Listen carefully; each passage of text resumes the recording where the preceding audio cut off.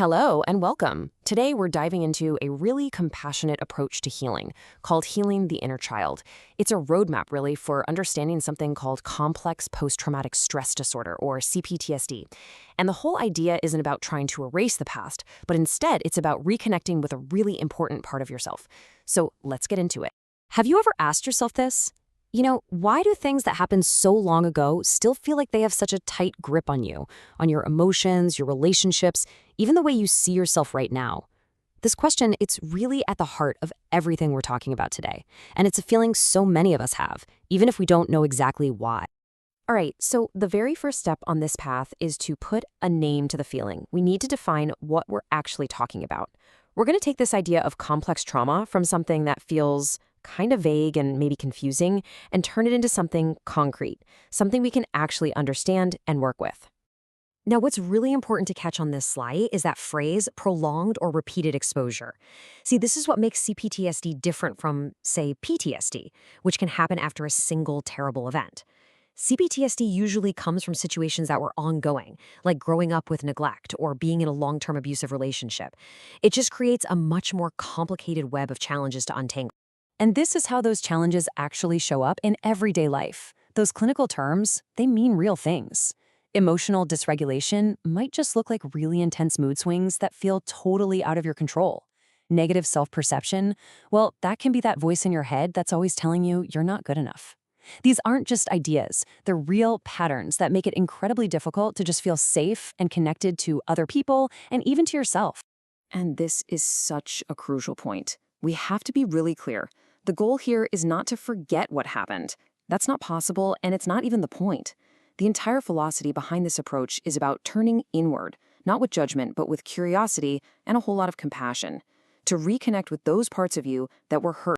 Which brings us to the core concept for making that reconnection happen, the idea of meeting your inner child. Now, I know that might sound a little bit out there, but this is way more than just a poetic idea.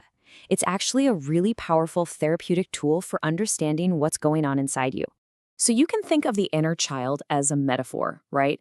It's a way of talking about your core emotional self. It's the part of you that holds all your joy, your creativity, your vulnerability, but it's also the part that holds on to the wounds and the unmet needs from your past. And the reason this approach can be so powerful is that it lets you give yourself the care and the validation now that you might not have gotten back then. It's kind of like becoming your own loving parent from the inside out. And this quote from the source material just hits the nail on the head.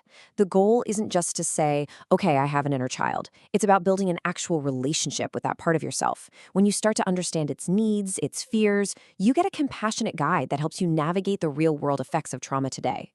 So the big question is, how do you actually do any of this? Well, this next part is all about the practical stuff. Think of it as a toolkit for healing, a structured educational journey that's designed to give you the skills and the knowledge you need to get started. You can see there's a real logic to this path. It starts with knowledge. You have to define CPTSD first. Then it moves into applying that knowledge to you, recognizing your own trauma responses, learning about frameworks like internal family systems, which is just a fancy way of understanding the different parts of you, and then finally, actually practicing specific exercises to build that connection inside yourself. And here's the thing, this isn't a passive process at all. You can't just read about it. The whole framework is designed for you to be an active participant. It's about taking this information and directly applying it to your own life through self-reflection and these little self-assessment activities. I really love this slide because it shows the beautiful balance of the approach. On one side, you've got the head-based learning, the quizzes and facts to make sure you're really getting the concepts. But just as important is the other side, the heart-based learning. These are the reflection prompts, the questions that invite you to gently explore your own inner world. It's the combination of the mind and the heart that makes it work.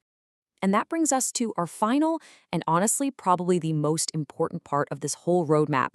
It's a reminder that while these tools and ideas are universal, the path you walk with them is going to be completely 100% your own. Just let that sink in for a second. This journey is not a straight line. It's just not. There will be good days and there will be tough days. There will be steps forward and steps back. The most important thing is to let go of any idea that there's a perfect way to heal and just embrace your own unique experience with as much self-compassion as you can find. Remember, this is your journey, and it's on your timeline. There's no race to the finish line. The whole spirit of this work is about being gentle, being curious, and being patient with yourself as you learn to find your way around your own inner world. And finally, the simple but incredibly powerful truth. For anyone who's on this kind of path, feeling isolated can be one of the heaviest things to carry. So please, hear this. You are not alone in this feeling, and you are not alone in this journey. There is so much hope for connection and for healing. So we'll leave you with this question. And it doesn't have to be some huge, dramatic gesture. Seriously, maybe it's just taking 5 minutes to sit quietly and ask yourself, hey, what do I really need right now? What's one tiny, simple step you could take to just start that conversation today?